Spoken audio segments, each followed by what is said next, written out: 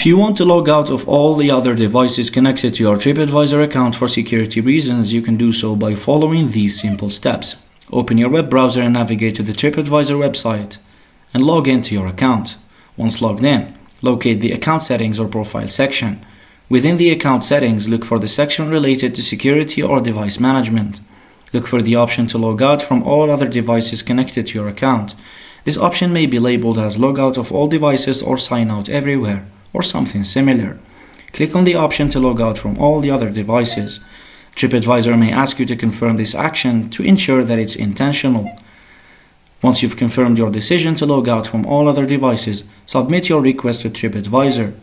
You're going to receive a confirmation email after doing this. By following these simple steps, you have successfully logged out from all other devices connected to your TripAdvisor account, ensuring the security of your account information. Safe travels, thanks for watching, and don't forget to subscribe.